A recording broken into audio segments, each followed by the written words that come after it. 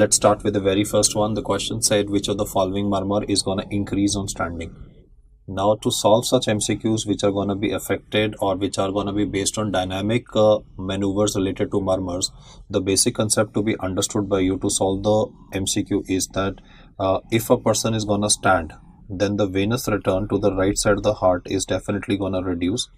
And if you are going to have less blood coming into the heart, then less blood would mean that the intensity of the murmur will reduce. So all murmurs decrease on intensity on Valsalva or standing or amyl nitrate. The common thing between Valsalva, standing and amyl nitrate is that in all three of them there is going to be a reduction of the venous return, so all murmurs will become lesser.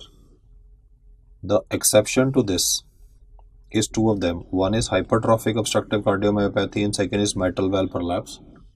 If you listen to the routine lecture of murmurs, you will find the fact that all murmurs become lesser on Valsalva, standing, amyl nitrate except HOCM and mitral valve prolapse. The HOCM murmur will become relatively louder and MVP murmur will become relatively longer. I'll just say this once again.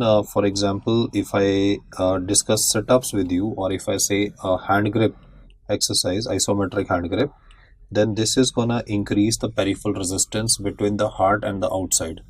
So because of the increase of the peripheral resistance between the heart and the outside, the textbook mentions the following statement that all murmurs will increase on sit-ups or, for example, hand grip, except two, that is HOCM and mitral valve prolapse. So first you need to get a hang of this fact that HOCM and MVP murmur will always behave opposite of what normal murmurs do. Like here I'm saying on sit-up, because peripheral resistance is upgraded, all murmurs will increase in intensity except HOCM, which will become relatively softer, and MVP that will become relatively shorter. The aspect which I want you to understand is that these two as murmurs, HOCM and MVP, always behave opposite of what other murmurs are behaving. So in this particular case, even if you did not know the fact that HOCM murmur increases on standing, if you just remember the fact that HOCM and MVP will behave opposite to normal, you still can basically guess the answer. Now when I'll say that answer is A, I know most of you are gonna say, doc, fine, that this is what you have said in a murmurs lecture also. So why is it that the murmur is increasing on intensity in standing?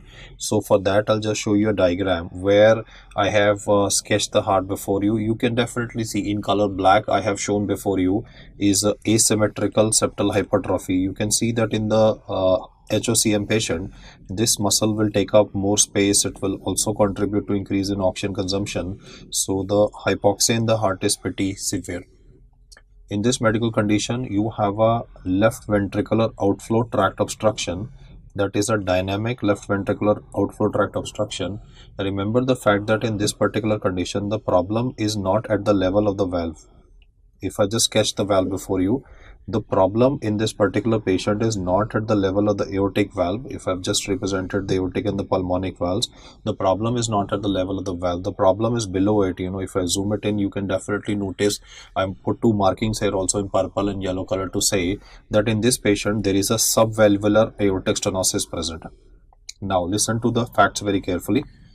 This dynamic LVOTO, the left ventricular outflow tract obstruction that I have given a purple marking, this left ventricular outflow tract obstruction is basically dependent on the volume of blood in the heart.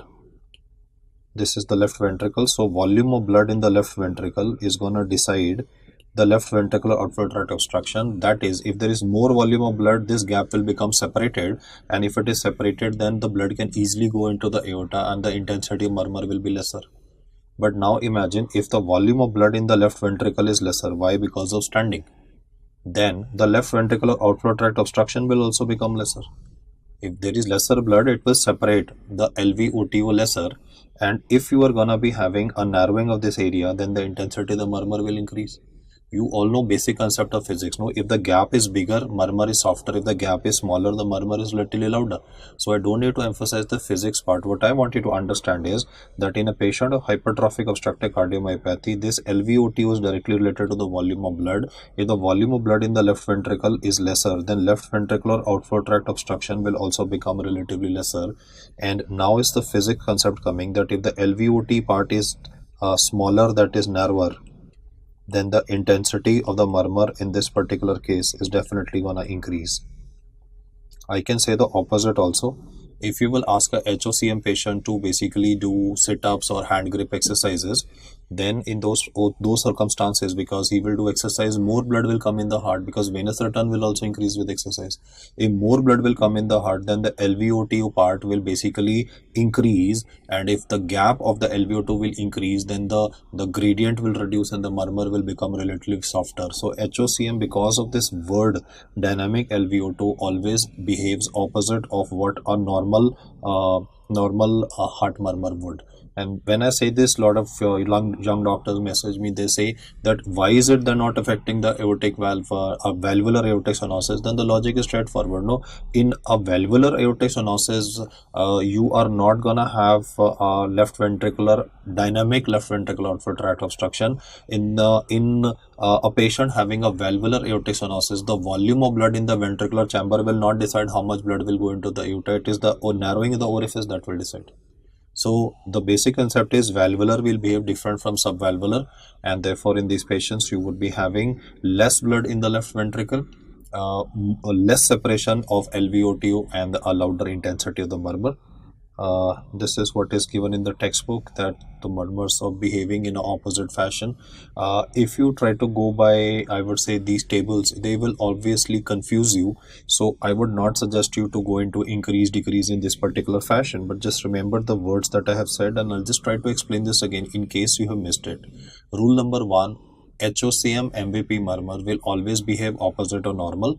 All murmurs decrease with Valsalva standing a mile lateral. Why? Because venous return to heart is lesser. So HOCM, when I'm saying all murmurs become lesser, HOCM is louder, MVP is longer. Now the concept is that in HOCM, that is concept number 2 for this MCQ, is that there is a dynamic LVOTU. Dynamic means that if there is more blood, more separation; less blood, less separation. If there is less separation, murmur is louder, and if there is more separation, murmur is softer.